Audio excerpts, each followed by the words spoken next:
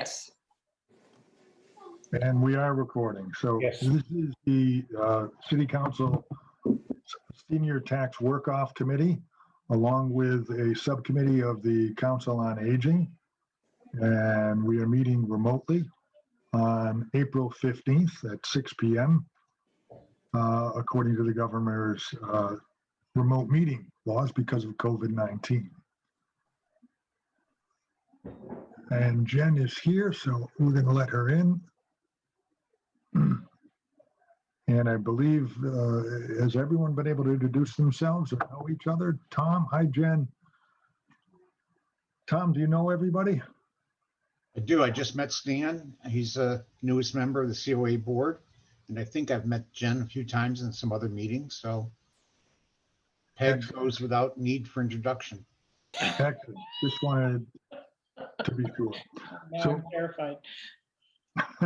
Thank you all for being here. We were hoping just to have a short meeting to touch base, and as often as necessary to assist in the startup of the senior tax work-off.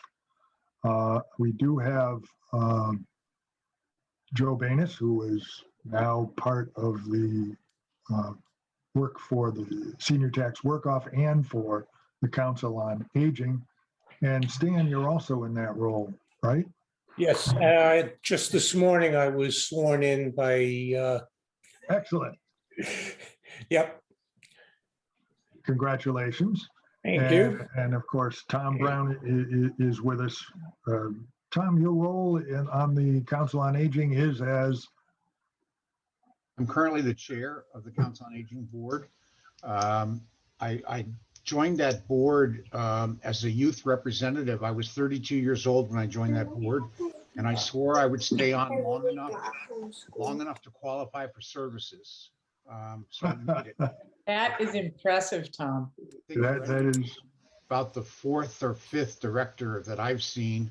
But I plan to stay involved with it for a while, obviously. And Joe, at Joe's request and Brendan's, they asked if we're looking for volunteers at our last board meeting to assist with the implementation of the senior tax work-off program. So I think I stood still and everyone else stepped back. But anyway, glad to be able to do it. Glad. Brendan's a great director, and Joe's a big help since he's been on the COA board. we're glad you're here with us, and we want to be able to provide as much support as possible. And basically, the way we had left it was we would be available whenever necessary, whether it be monthly, a couple times a month, or quarterly, to assist in the development of this program. Again, we are working on a pilot program, and the mayor has endorsed the program, so we're moving forward. And I'd be looking for any updates. Brendan? Yeah, so Joe and I have been reaching out to different departments. I have currently 5 different positions that I've created. I'm working on another one with the school department. So hang tight. I just got to wait to hear back from Allison, but there is interest from the school department. So I'm hoping that we can have that one wrapped up sometime at the beginning of next week. Now, when you say created 5, you didn't mean all for the COA. So 4 for the COA, and then yeah, believe me, I can create more too. But yeah, so 4 for the COA, 1 for personnel, and then 1 for the school department, like I said. So Can I just to interject, the mayor came up to me yesterday and was like, hey, can we add this job to the senior tax work-off thing? And I said, hold the phone. We don't even have an application process yet. She was ready to have people start working like next week. I'm like, no, not doing that. So that's fine. She's ready. That's great. That's great that there's the interest. Joe, you had been reaching out to people, if I recall.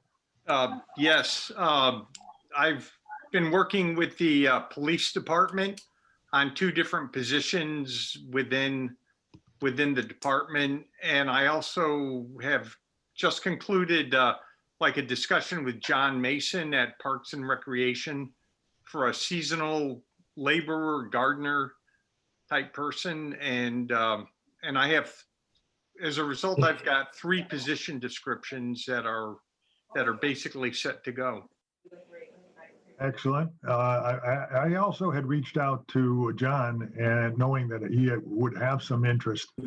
And when he said labor and seasonal, I was initially concerned that we might not be ready to start someone this summer, that it might be until September before we get off the ground. And his comment was, well, that's okay. We have work in the fall too. Sure. All right. This is all. Jen, I hadn't heard from. Oh, Joe, please continue. No, I was going to say that that was something that I, touched base with John about, the fact that, they'd have to split the person between a little bit in the, from July up through September, and then starting in April to the end of whatever the end of the working year is for those guys. And he indicated that that was no big deal, that, we can, or they could work something out. So, I mean, that was a positive step for me, or sounded good to me. Excellent. So it sounds like positions are dropping in, well, I'll say. Coming, yep. Coming in, yeah. Jen, I haven't seen your application here. Were you holding back on us or what? No, well, since we last spoke, there's been some turn of events that kind of put that on hold for me. As you guys know, I take care of the CARES Act and the FEMA funding that's come into the city. I heard somebody ask some questions about that. Oh yeah, and and the CARES Act and FEMA both allow for an administrative percentage for the department that's handling the grants. So I had spoken with the mayor, and we're going to get someone in through that program or through that grant because we can, so we may as well. And a lot of what I'm going to need them to do is going to be grant related to those two things. But it's only funded until December 30th. So I'm kind of like, like, do I wait and see if I can get a senior in? But then by that time, it's going to be crunch time for me to get the numbers in to FEMA and to the state. So right. I kind of like, I will take as much help as I can get.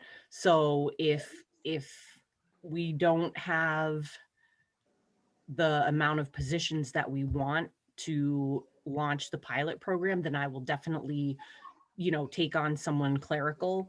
But I wanted to give the other department heads an opportunity because I am getting that part-time person, surrounding the grant. So I kind of figured, I can do it if we need an extra position, absolutely. But I want to give, other department heads the opportunity if they can use the help as well. Excellent. Okay. I also heard from Easthampton Community Gardens.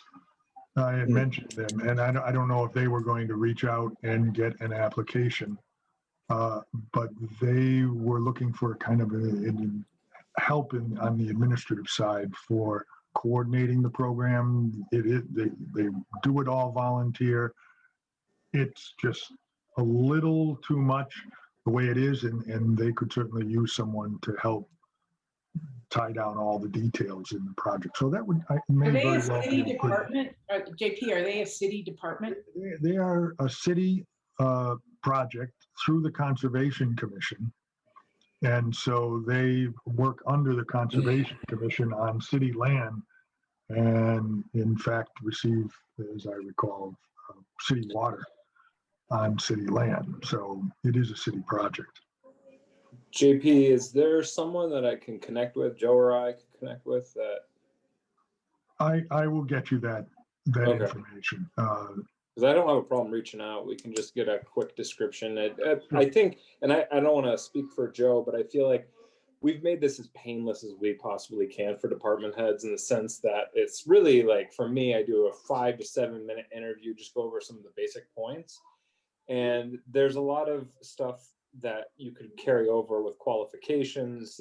So I think it really doesn't take that much time just to go through a couple of these questions, just to get the foundation of the job. And then, once we get the positions out there, then those department heads or the people who are responsible for these positions can, really get into the nuance with, the volunteers. So we're here really for you to bounce off any questions you have, I think. We're not here necessarily to run the program or operate the program. We've turned over the ball to you guys. Joe, please take it. I will take the blame or the credit. But as I was doing the minutes from our last senior tax work-off meeting, rather than say, this person said this and another person said that, what I tried to do is pull all the discussion into like about 4 or 5 main points or pieces of work that I thought needed to get done in order for us to be able to get this program up and running. And it seems from the Council on Aging side, right now we're focusing on, defining the jobs and talking to the department heads and writing up position descriptions, which is that part of it. But what we're going to need, and pretty soon, is some sort of publicity to, out to the members of the public, saying that, the program exists and this is what you would do and this is the benefit, sort of like a marketing campaign, if you will. Right. And if you guys, from the senior tax work-off side, can you sort of like pick that up and run with it for a little bit? I think we could. I don't know, Peg. I would look to you and I think for that, Jen. I wouldn't want to burden you with that. I know you have plenty to do, and we appreciate your being here. And we could reach out to Easthampton Media. I think once we're tied There he down is, with right the there. positions. I mean, now that Stan is on the COA board and on this committee, I mean, he is a member of the board of directors of Easthampton Media. So, so you've got of course, so am I. So I guess I really shouldn't push it all off on Stan. But I think, so my only hesitation is that I don't know what that entails. I'm not a marketer. I don't know how to market. Like, if we can find someone who can help us frame up a plan, I'd be more than happy to help move it along. It's just, I've never done marketing. I'm a finance person. I don't know marketing. Oh, I'm not the chair. You ran for office, Peg. Come on. You know how to market yourself. Get on. Come on. I had people. Stan, go ahead, please. I would also like to suggest that Amy Rist is currently no longer working with Easthampton Neighbors, and she was responsible for a lot of our web development and marketing plans and programs. And she might be willing to, if this is not a long-term commitment, she might be willing to jump in and help handle some of the marketing and web development and communication. I think that's a great point. I mean, she did some pretty impressive stuff for her neighbors. So, that would be great if we could utilize that. I can reach out to her. Jen? And I just want to throw out there that, for informational purposes, you could definitely reach out to Lindsay in the mayor's office, because she has to, she works with the media to push out things for the mayor all the time. So she may have a good connection, at certain places, or have some ideas of, who to talk to or where to start, that sort of thing. And I know, like, when it comes to posting it on the website, I believe that she can do that for us. If not, Karen, the new IT director, definitely can.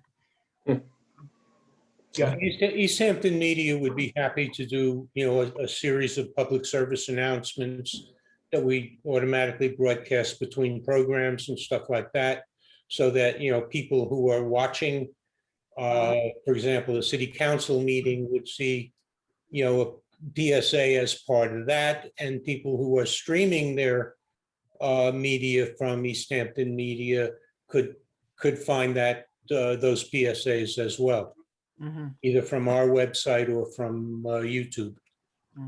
I would imagine that we'd be able to put the positions on the employment section, or maybe a subsection on the website, Peg. That might be appropriate. Oh, absolutely. Yeah. Sure. That whole thing, I think the whole application process should fall under HR. Like, that would be the place you'd click to start. Yep. And fill out the application. And then from there, it would cascade to wherever it needs to go, I would think. And probably even a link at the COA.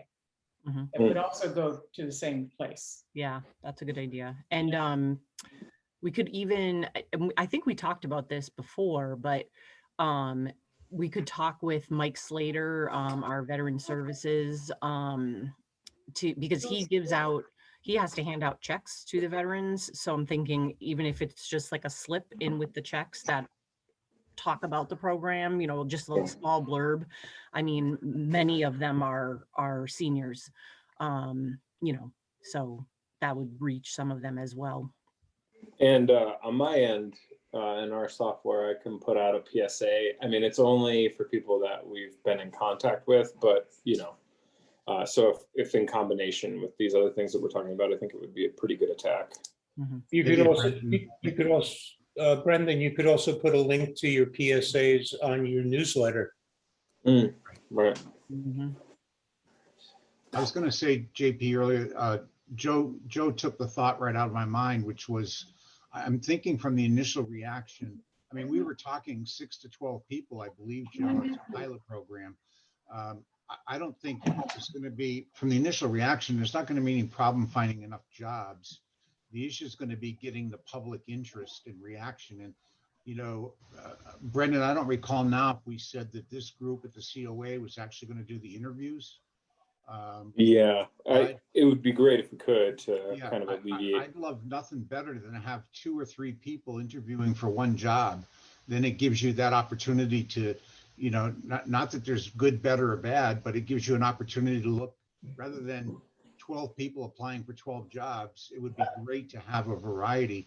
And my biggest fear was, we put the program together, we have the response from the departments, we've identified 12 jobs and nobody applies. Right. So I think the more publicity we get out there, I think the better. If everyone's comfortable with it, I could talk to Pat Bruff. He's also on the COA board. He's, he's sort of like Mr. Easthampton on Facebook, and is always putting out PSA stuff out there, and that touches a lot of people. I don't know. I don't remember seeing, though, has there actually been an article about this in the Gazette? There was? Yeah. In the Gazette? Yeah. It's a while ago. I mean, But you're right. That would be a nice publicity thing. Yeah, and I don't know, JP, who the right point person is for that, but it'd be great if the Gazette picked up an article about, we're shooting for July 1st, I believe, here to get this up and running. It'd be great if that last article was about concept and the fact that it's approved. Now this article could be more about, here we go. Yep. And the beat writer for our area is Jacqueline Vogel. So we could reach out to her directly and pitch the story.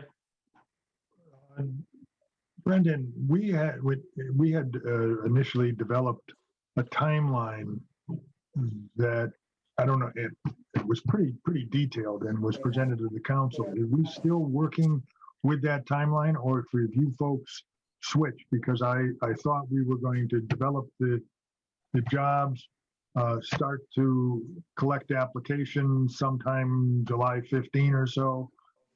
And I don't have the timeline in front of me, but then review the applications something like August 5th by August 15th, and then start interviewing early September for human resource interaction sometime September 15, September 22nd, and go from there. Maybe you guys have changed. Joe, I see your hand. I'm trying to get familiar with technology. How do I, lower hand. I think the timeline, that's what I'm still operating under the assumption that it's going to be more or less according to the timeline that, that we discussed earlier. Although if, certain things, if we can get the positions set much more quickly, there's no reason why we couldn't try to recruit. And I guess that's what I'm saying, that we should start recruiting people now, or start thinking about how are we going to recruit people now, because that may be the more time consuming piece of it. The one Before thing, go ahead. I was going to say, the one thing that I feel like I don't understand completely is that the tax office or the assessor's office, HR and finance, all those players who are going to be paying the person are in place. Like, they need to have their systems in place to support this as well. And has that been ticked and tied with them? I would say no. Anyone else? Jen? Well, just to kind of throw this out there. So Randy, the new assessor, I do believe, I had a brief conversation with him, and I do believe that he's familiar with it.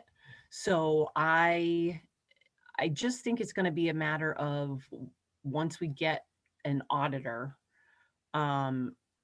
myself, the assessor, the collector, and the auditor sitting down and just kind of hashing it out. The thing is like, in terms of like, quote unquote, paying these people, they're not getting a paycheck. We're just tracking hours, so to speak, initially.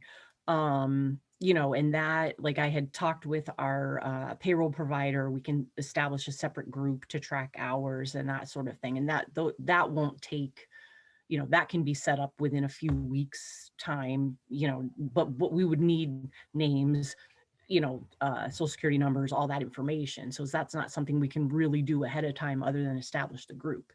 But I think that, I don't think it's going to be a ton of financial work for the finance team. I'm kind of afraid to say that out loud because I tend to jinx myself on these things. but just from the gist of it, from the audit standpoint, it's a general ledger transaction. From the assessors and collectors, it's similar to like their abatement process. It's not the same thing, but similar transaction wise. So I just think that it'll be a matter of all of us sitting down and kind of, grouping it out and saying, okay, you're going to do this, you're going to do this, you're going to do this. This is how it all ties together. So, but it's kind of one of those things where, like, right now, Hadel's swamped.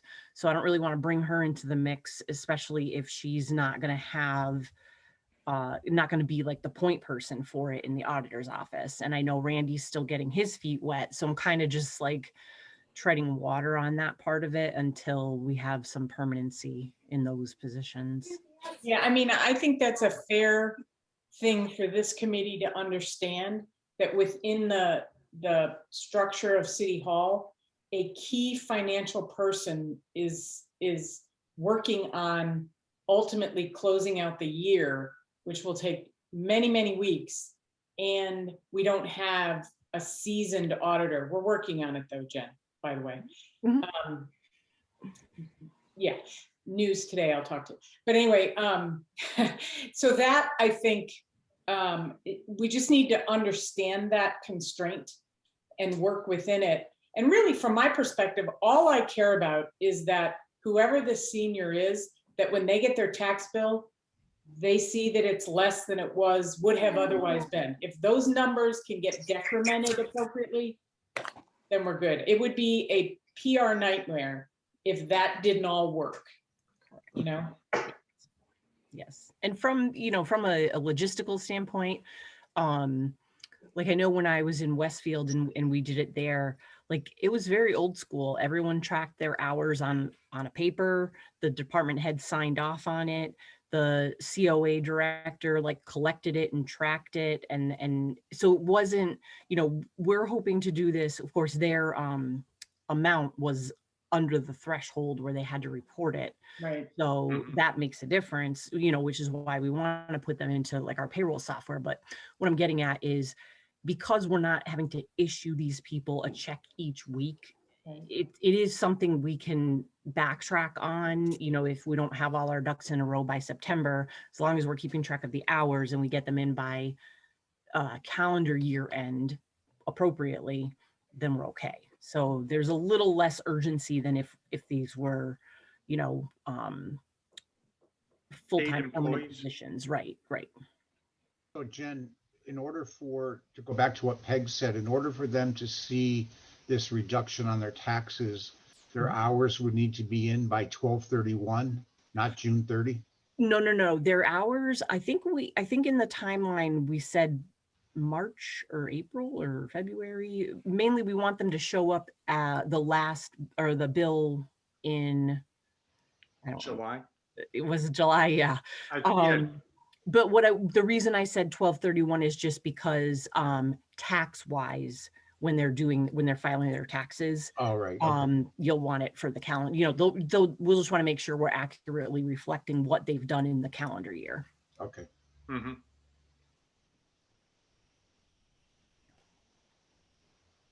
So we see that piece of the bringing together the numbers, working through the job descriptions. So the way I see it is the job descriptions first, working through the numbers. Maybe it's worth, Jen, as soon as you think it's appropriate, to just have a kind of a quick meeting, even if it's maybe the collector and the assessor.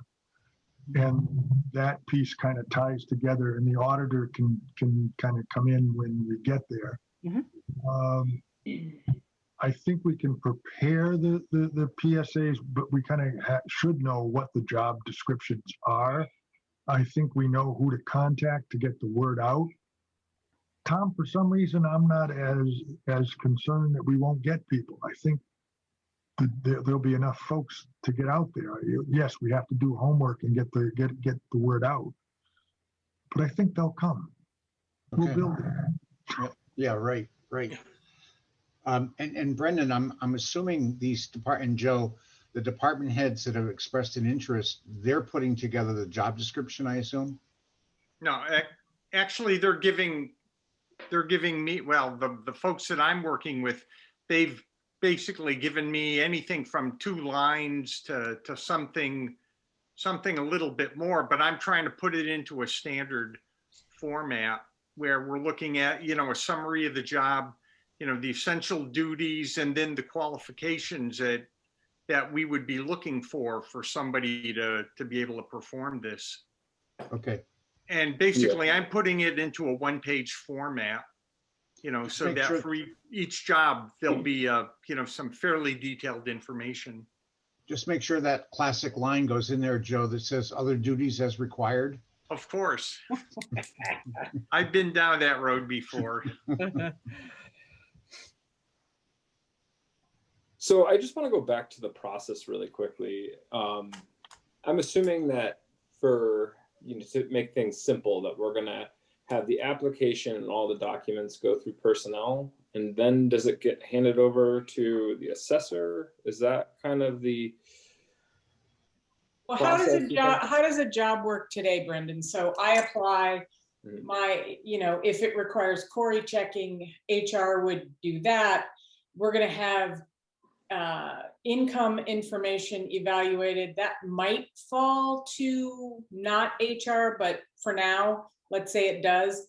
And then that determines their eligibility. Now they're eligible. Maybe we do that up front before they even apply. We determine that they're financially eligible, and then they apply. That goes to HR. HR goes to the department head, I would think, and say, I have these 5 people that want to do this job that you've posted, because jobs will get posted in a certain sort of way. And it's up to I think, the department head. You guys can certainly do the screening interview that kind of maybe weeds it down to 3. But I think the department head and or the supervisor for which this job is going to fall under needs to have a role in the interview process to make sure this person can do the job. Yep. And then they approve them. It goes back to HR. They do all the paperwork, and we're off to the races after that. Yeah, Brendan, I don't think it gets to the assessor until the person's actually hired, because that's sort of the last step, is the reduction in your taxes. And you need to make sure that you're actually going to start work and in effect have a reduction on your taxes. So the assessor is probably the last step in the process. Yeah. Mhm. Yeah, because even though this person will be working hours, say on a weekly basis or bi-weekly, or however the department head needs them to be there, nothing gets like deducted from their, it's not going to get deducted from their taxes on a weekly basis. Like, it's going to be a one lump Sure. sum adjustment before the tax bill goes out. Right. Sure. Okay. I guess I saw applications going to Brendan early on. I'm not quite sure why. And then you would do an initial screening and then contact the department. I didn't see HR necessarily being involved up front to coordinate with the various departments, but that I saw that part of your, not necessarily Brendan, but someone in running the program. Joe, go ahead, Joe. No, I mean, that's what I was sort of thinking, because we had talked about doing that. And given that within the Council on Aging board, we have this subcommittee of people that certainly could be in a position to sort of, like, as the applications come in, and I'm not sure yet whether we're talking about people submitting paper applications or whether this is something that people would go online and do. If we're dealing with seniors, maybe we should go with paper applications as opposed to something online. Or at Given least give them the option. We should at least give them the option. I mean, because some of the jobs may involve use of technology. So if they're totally unable to use technology, they shouldn't be applying for those jobs. Well, I don't want this to turn into something like the vaccine stuff for the state, where there's an online process and we're going to discourage the people who really need help because they're going to say, screw the heck with the computer. I'll forget it. And I think we need to make it easy for the people to apply for this. I agree. But that's why I was saying give them an option. That way, whichever they're most comfortable with, they can choose as their option. I guess back to that process that Brendan's talking about, or Joe, I guess it's 6 to 1, half dozen the other, whether the person's application goes through HR first or last. Corey check, things like that. I mean, working in the bank all those years, we might have gone through the whole process of wanting to hire someone, and then they did the credit check and all the other stuff and found out, whoops, we hit a tripwire somewhere. So after we'd gone through all that work, then the person, wasn't qualified for one of those reasons. So you could do it either way, have it go to HR first or have it to go to HR last. One thing that I wanted just to interject, we have a small HR department. It's really, we have the personnel director and I don't know, maybe there's an assistant. There is. But we don't have a big department, and I promised the mayor that we'd be as easy on all the staff there as possible. So if there's a step first, and then I told her, look, we'll probably batch send you people so that they can process all of these, and maybe even at one time or in batches. So if we could make it easier on those departments, that would be helpful. I'm just curious, and I just want to backtrack. Are these volunteers technically considered employees? Yes. Yes, for some. Right. So, Yeah. like if I'm looking at how we apply for city jobs, and I'm okay with taking on applications, but I just want to be clear here, because if we're saying that these people are technically employees of the city, if you're applying for any job at the city, it has to go through HR. Yes, I would, And so, there's this process, right? It goes through HR, they do the Corey check just to even vet them, right? To make sure that's automatically, cleared out, that they're good to go. And then they can begin the process of, setting up with department heads and figuring out when to do interviews and all that stuff. So, Ben? but, I was just curious, just I because hear you, Brendan, and you're making, I hear Tom. Jen, you had your hand. Well, I was just thinking, and I agree, Emily, our personnel director, has definitely got her plate full, but maybe the answer to this is have a meeting with her, like either, Brendan or Brendan and I, or Tom and Brendan, whomever, you know what I mean? But sit down and say, okay, so this is the program, this is how it's going to work. These, like, we're going to have, there's going to be a financial eligibility aspect, which, that's not HR's responsibility. But from an HR standpoint, what are you going to need to check for, Corey check or whatever? What are you going to need to do? And at what point in the process does it make sense for it to be done?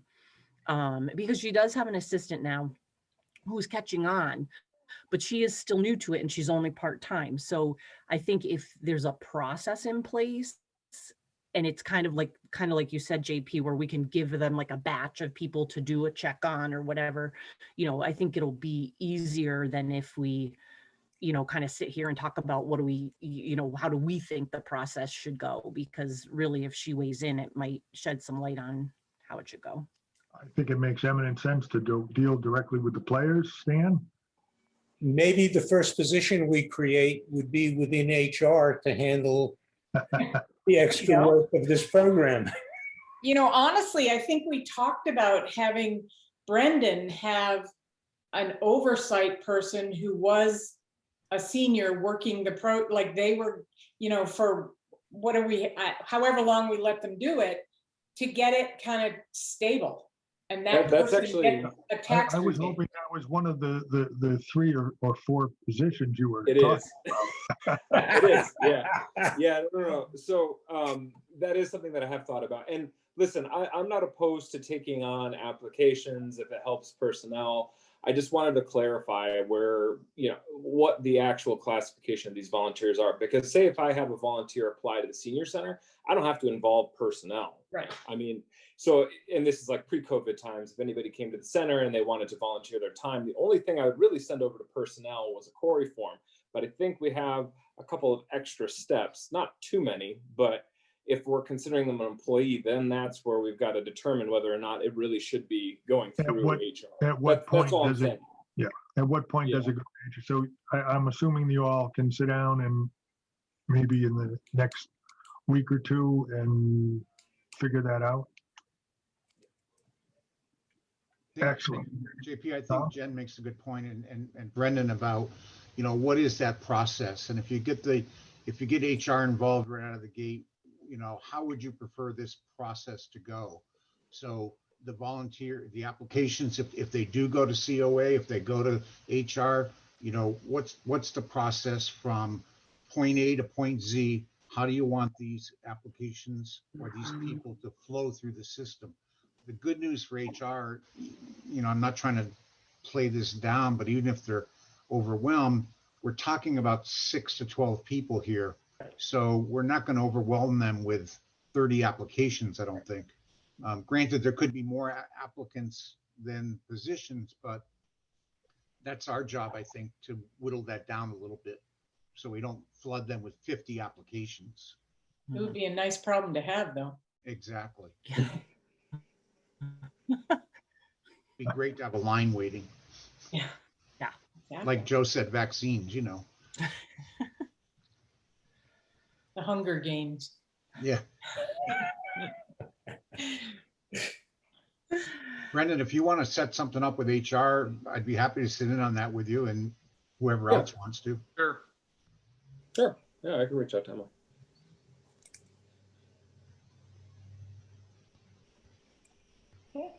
So, It'd be great if you could be there or touch base in some way with that.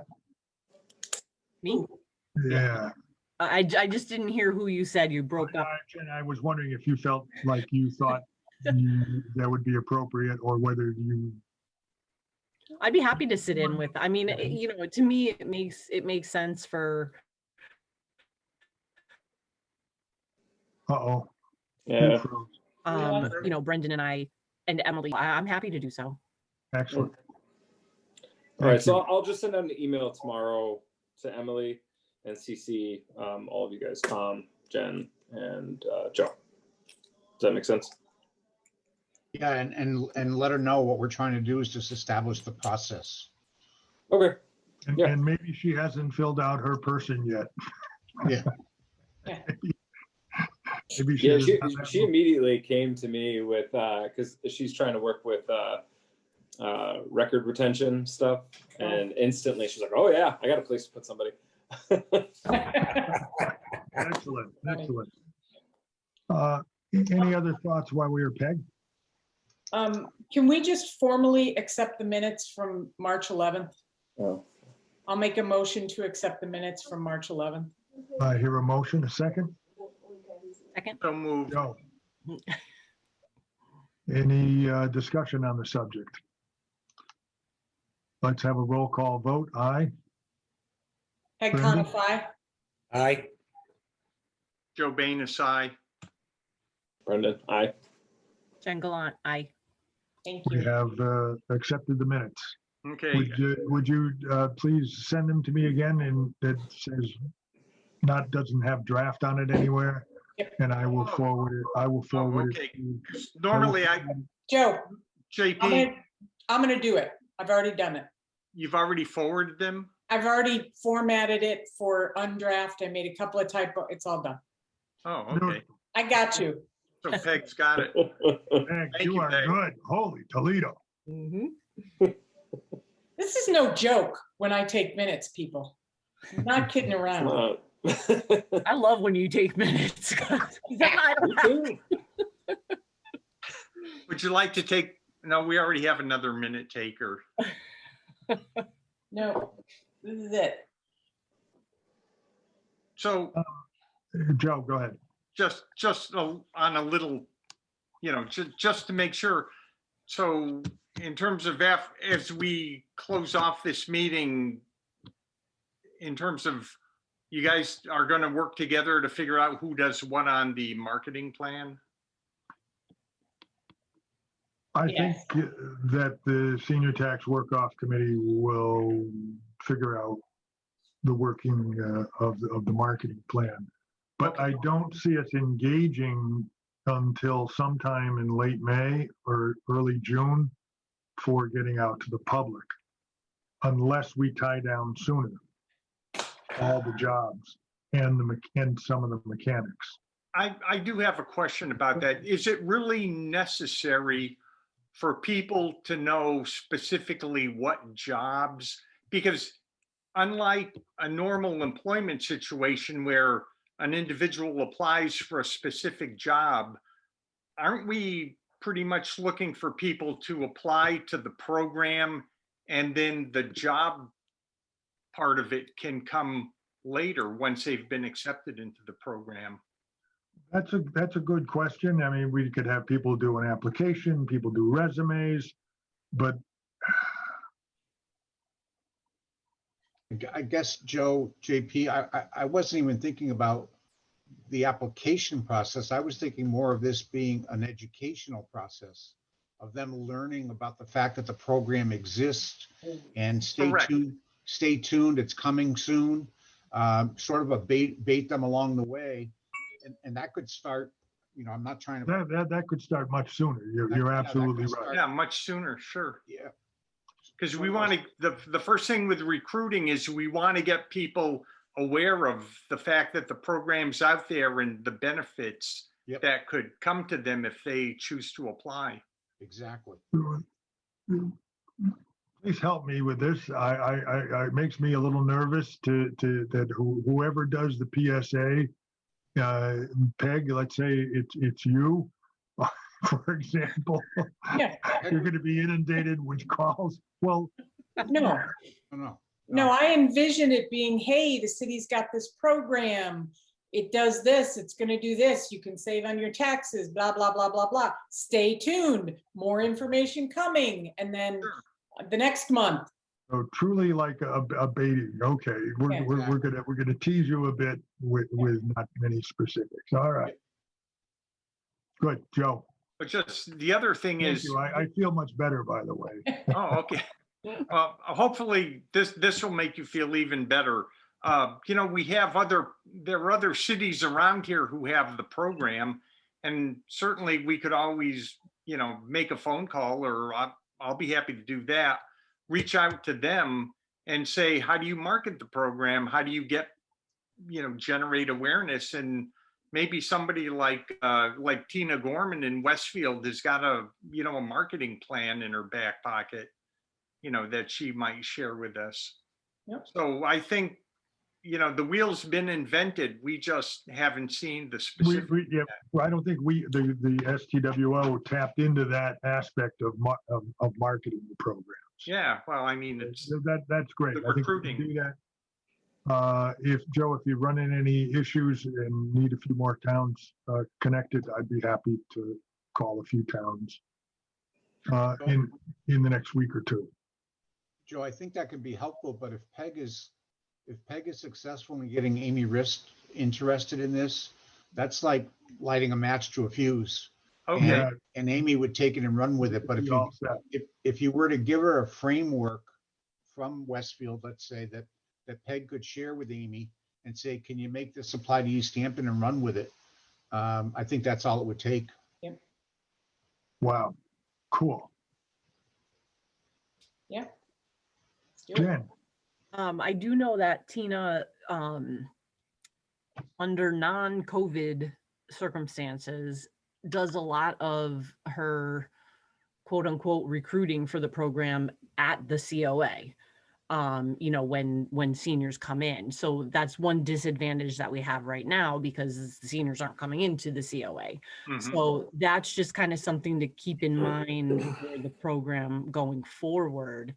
Like, we probably won't need as big a marketing effort each year for the program, because obviously there's word of mouth and repeat, you know, people who are interested.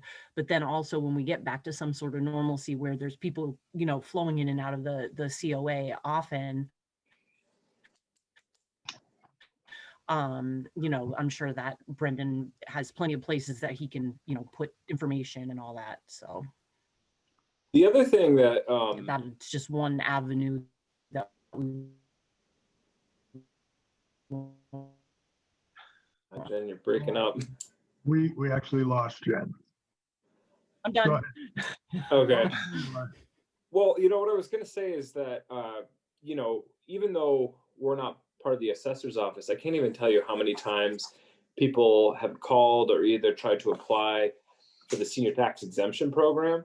So it's obviously a popular program, and there's not now, you know, since it's been established for God knows how many years, I think so many people know about it and they keep coming back to it. So I think if people see that, okay, there's a senior tax exemption, you got the veteran tax exemption, and then you got the senior tax work-off program, I think people will naturally, if they're already applying for some of these programs in the assessor's office, then they're probably, I mean, and I'm thinking after the marketing and stuff like that, just like Jen is saying, it's not going to take a ton of effort after that first year of putting out the information.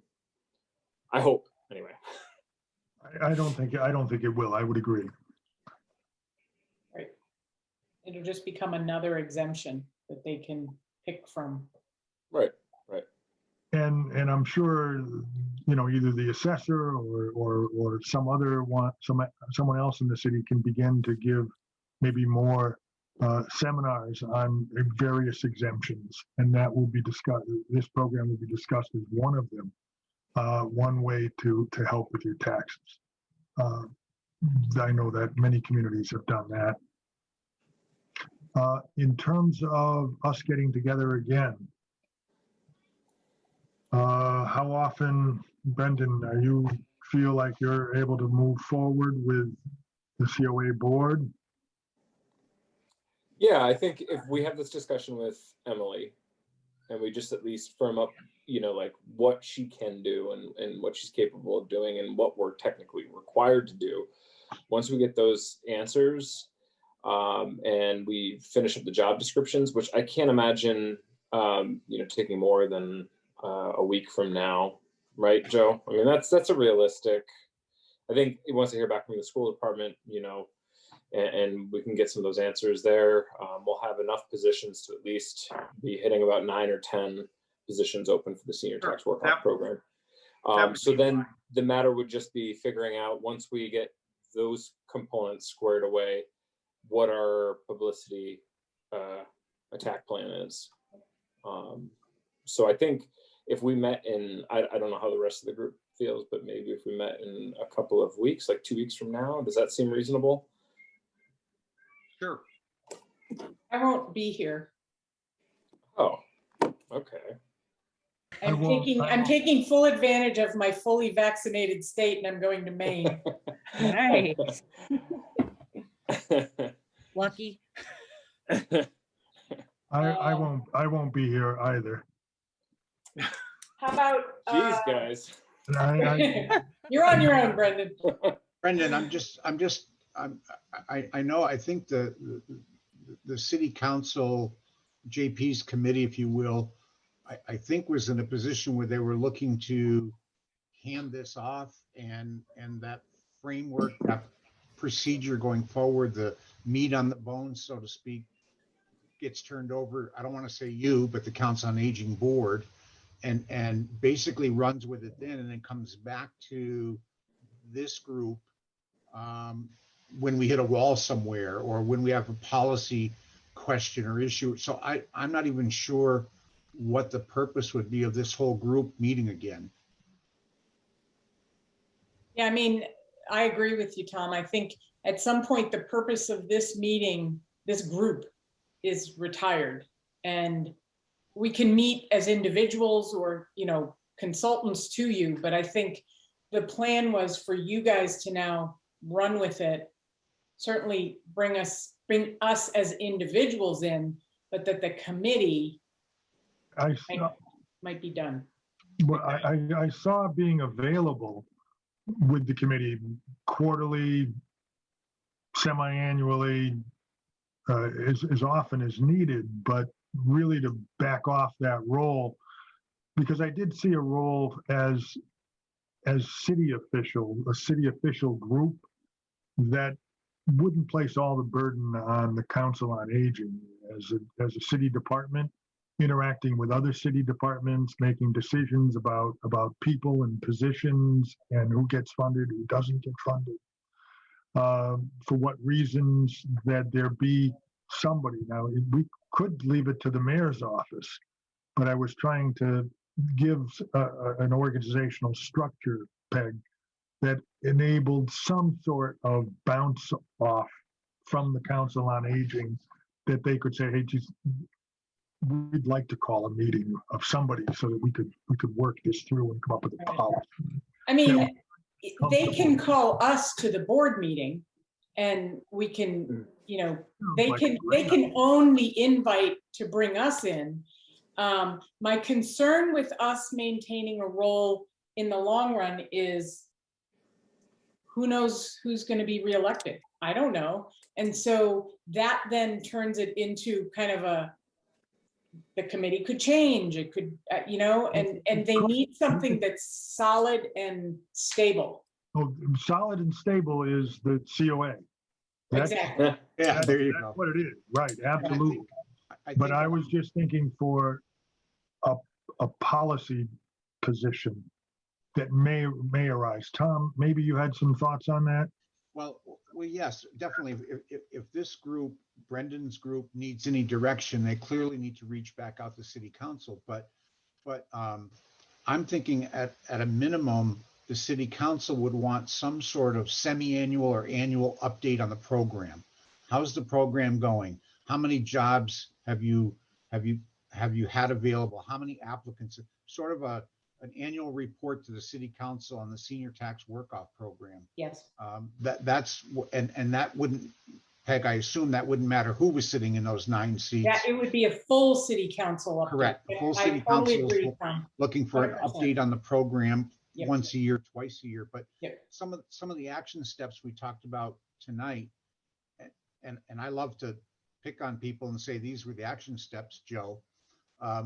Joe mentioned reaching out to Westfield to get a framework of their process, or I'm sorry, of their marketing.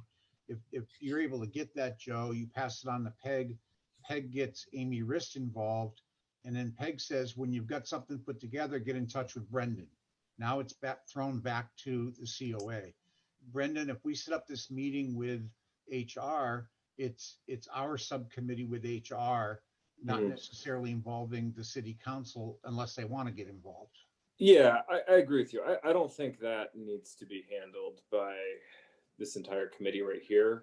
And I don't even necessarily need to meet in a couple of weeks or whatever, but I just don't want to, because like I said, publicity is not a strong front for me. So I need as much assistance as I can get with that. So I think that's my only concern, is that we have some line of communication about what's happening with that, so we don't lose sight of it.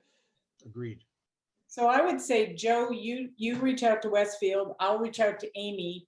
We'll try and get that brought together. I'd be happy to present what I find to the subcommittee of the COA board for this topic. And then you guys can vote like yay or nay on the marketing plan and kind of do it that way. Yep. Is that okay, Joe? Yeah, works for me.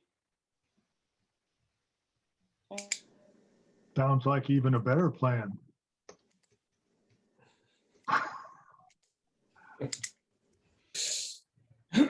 All right, everyone knows their responsibilities. Thank you very much. Certainly feel free to reach out if we're needed. I will be away next month. I apologize. But Peg's here and Jen and everyone else on the committee. So I think we'll be able to move forward well. Cool. Good. If there's no further discussion, be happy to take a motion to adjourn. And So moved. Second, we have a motion and a second to adjourn. Any further discussion? Aye. Peg Conify. Stan Diamond, aye. Joe Banus, aye. Brendan Rogers, aye. And go on. Aye. All right. Excellent. Thank you so much. Bye, guys. Guys, Take Bye, care. everybody. bye. Bye-bye.